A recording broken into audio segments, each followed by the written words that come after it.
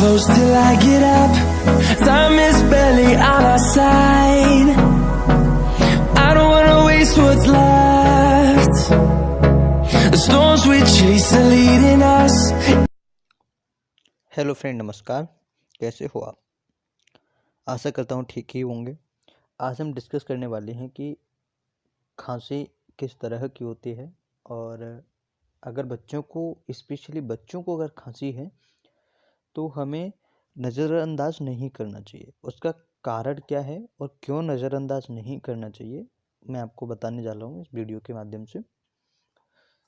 चलिए देखते रहिए पूरी वीडियो, और मैं आपको बताता हूँ एक एक करके कारण आपको बताता हूँ कि क्यों हमें नज़रअंदाज नहीं करना चाहिए, और ये हमारे बच्चे के लिए डेंजरस भी हो सकती है थोड़ी सी। तो चलिए स्टार्ट करते हैं गाइस। पहला ये कि खांसी हमें होती क्यों है। कभी कभी क्या होता है फ्रेंड्स, हमारे फेफड़ों या लंग्स के अंदर कोई इन्फेक्शन हो जाता है या कोई एलर्जी टाइप की हो जाती है, तो इसकी वजह से वहाँ लंग्स के अंदर थोड़ा सा सूजन आने लगती है, हल्की सी सूजन आने, इन्फ्लेमेशन टाइप का होने लगता है, जिसकी वजह से हमें खांसी होती है, बच्चे को खांसी होती है। तो फ्रेंड्स कभी कभी क्या होता है कि खांसी के अंदर एक माइक्रो बैक्टीरियम ट्यूबरकुलोसिस नामक एक बैक्टीरिया होता है। तो हम लोग या माता पिता खांसी के चक्कर में नज़रअंदाज कर देते हैं, और एक माइक्रो बैक्टीरियम ट्यूबरकुलोसिस नाम का एक बैक्टीरिया होता है, वो लंग्स के अंदर या फेफड़ों के अंदर ग्रो करता जाता है। मैं यह नहीं कह रहा हूँ कि हर किसी के अंदर ग्रो करता है, लेकिन किसी किसी में ये ग्रो कर जाता है। इसलिए हमें ये खांसी जो होती है नज़रअंदाज कभी नहीं करना चाहिए। दूसरा, ये ट्यूबरकुलोसिस जो बैक्टीरिया होता है, माइक्रो बैक्टीरिया, लंग्स में जाके अपना एक जगह बना लेता है, और काफ़ी टाइम तक ये बॉडी के अंदर, लंग्स के अंदर ये बना रहता है।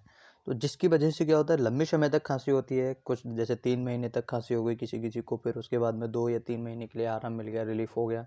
उसके बाद में फिर 6 महीने बाद फिर खांसी उठती है, या इस तरीके से ये रिकरेंट आता है।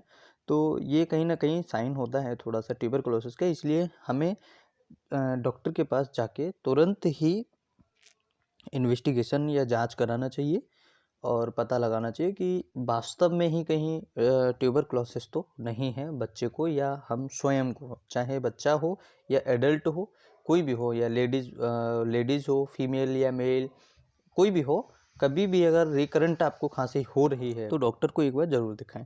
अब हम इसको मानते हैं कि टीबी क्या है, ठीक है, ट्यूबरकुलोसिस क्या है, बताते हैं आपको कि ट्यूबरकुलोसिस एक ऐसी समस्या है जिसकी वजह से फेफड़ों में ज़्यादा परेशानी आती है, और कभी कभी इलाज अगर नहीं होता है तो ये किडनी, मस्तिष्क या रीढ़ की हड्डी जो होती है, ये भी इस बैक्टीरिया की वजह से प्रभावित हो जाते हैं। इसलिए हमें कभी कभी छींकें आना, या खांसते समय कभी कभी थूक की जो बूंदें निकलती हैं, वो भी, इसकी वजह से भी बच्चों को कभी कभी ये परेशानी आ जाती है।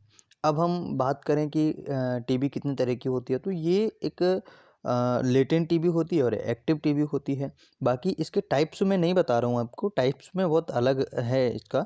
और लेटेंट टीबी और एक्टिव टीबी में क्या होता है कि इसमें बच्चों को संक्रमण तो होता है, लेकिन टीबी के बैक्टीरिया सक्रिय नहीं होते हैं, लेटेंट अवस्था में होते हैं, यानी कि छुपी हुई अवस्था में होते हैं।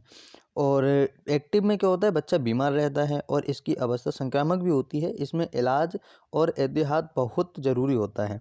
3 सप्ताह से ज़्यादा चलने वाली खांसी, खांसने पर खून आना, सीने में दर्द होना, सांस लेने में तकलीफ होना, वजन घटना, थकान होना, बुखार आना, ठीक है, या कुछ खाने पीने की चीज़ों में अच्छी चीज़ें न लगना, अरुचि होना, रात में पसीना आना, ठंड लगना, इस तरीके के लक्षण अगर आपको आ रहे हैं तो ये एक्टिव टीबी या एक्टिव ट्यूबरकुलोसिस के साइन होते हैं। दूसरा, इसकी पहचान कैसे करें, तो क्लिनिकल अगर अपन जैसे जांच करते हैं तो इनकी जांच भी कर सकते हैं, और जैसे सिटी स्कैन करा सकते हैं या छाती का एक्सरे करा सकते हैं, ठीक है।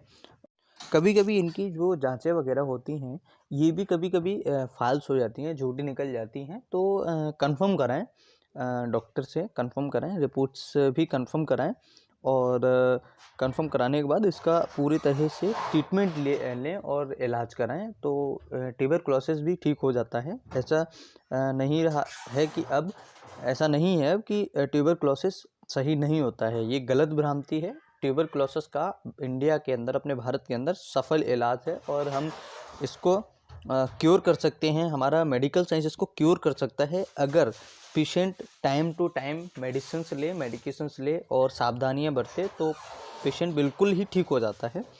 तो अगर ये वीडियो आपको अच्छा लगा हो तो सब्सक्राइब कर दीजिए। नेक्स्ट वीडियो के लिए, अगली वीडियो के लिए इस तरह की वीडियो आपको मिलती रहेंगी, तो सब्सक्राइब कर दीजिए, लाइक कर दीजिए और ज़्यादा से ज़्यादा शेयर कर दीजिए, जिससे और भी लोगों को पता लगे और भी लोगों का भला हो सके। तो thank you for watching, take care, bye bye.